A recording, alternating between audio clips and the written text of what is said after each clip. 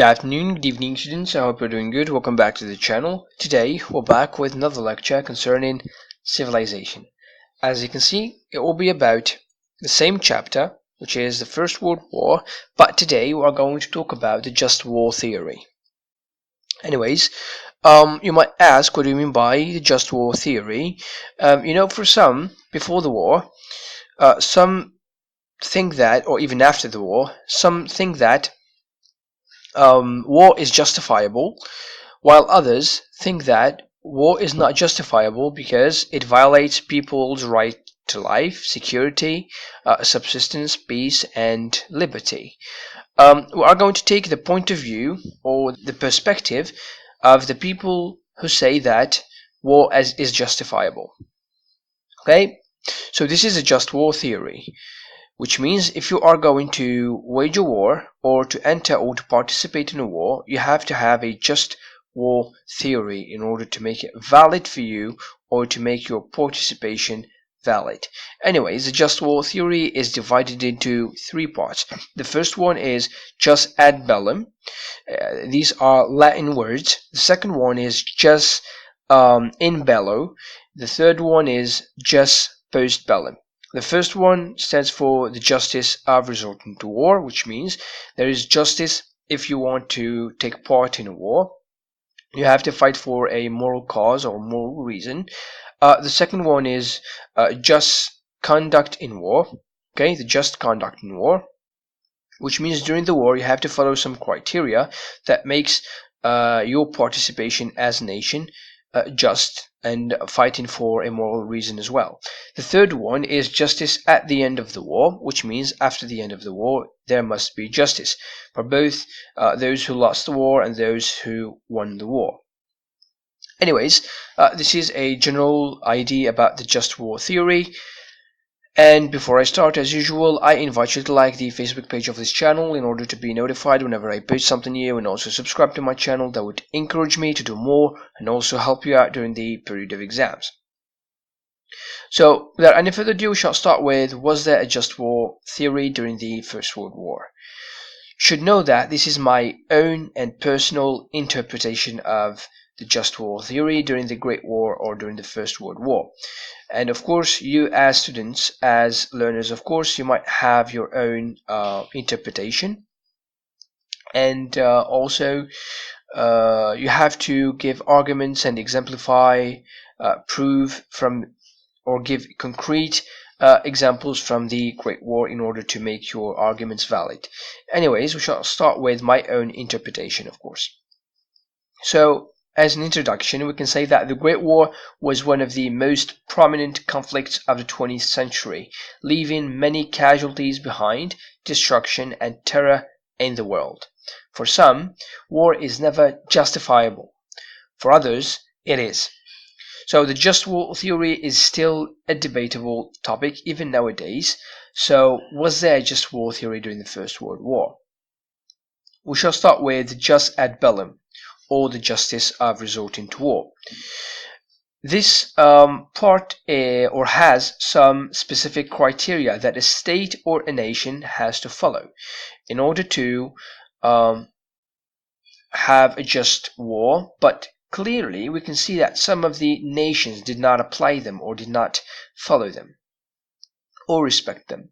It is widely believed by many historians that the declaration of war wasn't the final resort, which means the war or declaring war against Serbia, for example, it is widely believed that it wasn't really the last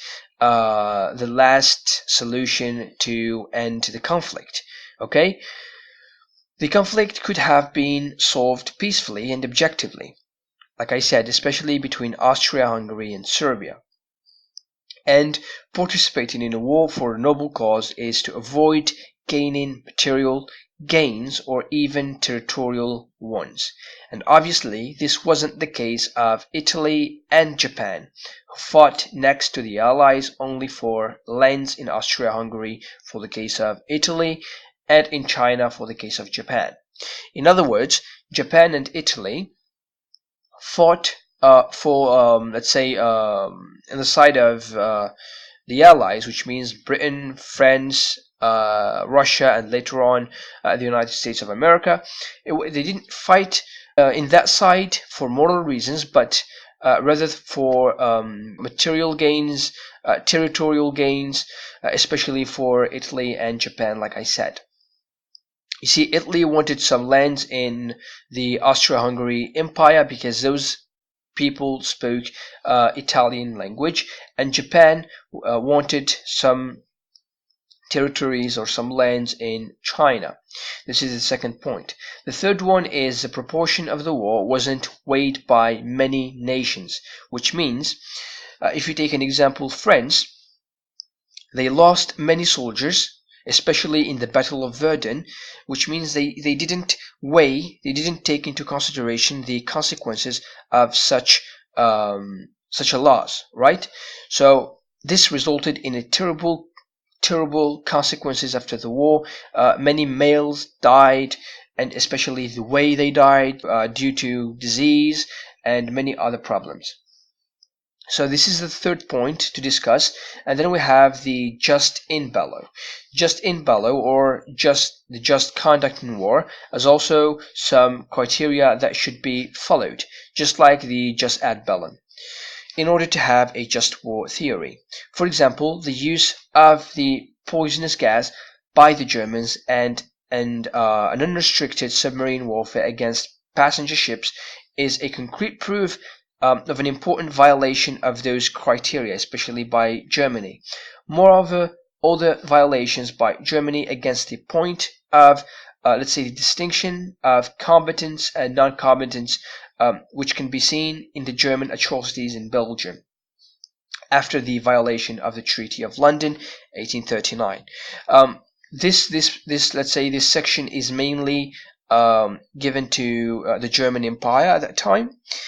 It is clearly seen that Germany has violated many treaties, including the Treaty of London 1839, the sinking of passenger ships, such as Lusitania, in which 128 Americans died, which is one of the reasons why the United States of America entered the war, by the way. I have already made a video about that.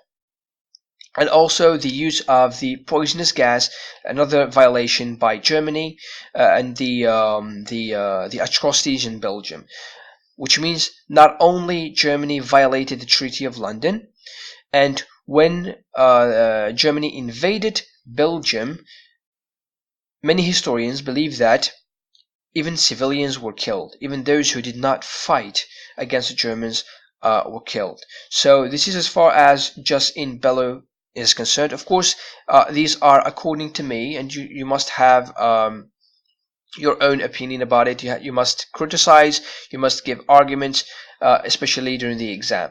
The last section concerning the just post bellum, or justice at the end of the war, is as important as the first point mentioned, which is just ad bellum. So to avoid any counterattacks, some rights must be preserved, especially when seeking punishment in international trials of war crimes, which wasn't the case for the Germans. Tariffs were also imposed on Germany to repair the devastated Europe of 1918. Therefore, this left Germany angry and oppressed, which resulted in the Second World War some years later in 1939. I mean, when you must give justice at the end of the war, you have to give it correctly, otherwise you will have this kind of anger, which might result in the feeling of revenge, which actually happened later on. A few years later, it resulted in the Second World War. So this is just post bellum according to me. And to conclude with this video, short one, the just war theory was not completely applied by the participants of the war, and indeed some criteria, of course, were applied, such as the fact that France fought to defend its land and not to invade other lands, which was the case of Germany. Or the Americans stayed neutral for a long time, and they only interfered, or their interference was a result of the murdered American citizens and other relevant reasons, such as the problem with Mexico, the telegram, and but everything else wasn't enough. So although you have these or some of the criteria, or maybe although the fact that some of the criteria were applied, but that wasn't enough, and the outcome of that war did more damage than good. So this is it for the just war theory. You should know that it is my own interpretation of the war. Of course, I have related everything that I learned as a student, and let's say from the research that I have conducted, my teachers, of course, and also the other sources such as books concerning history. So I have gathered all those information, and I have given my own opinion about the Great War. So this video, you should know that it is important to know this is my own opinion, and it is just a sample for you to follow maybe and give your own opinion as well. Anyways, if you have any question concerning the first chapter, which is the First World War, feel free to ask them in the comments below, or message the Facebook page. I will answer you as soon as I see your message, of course. Otherwise, I tell you, see you in the next video. Peace.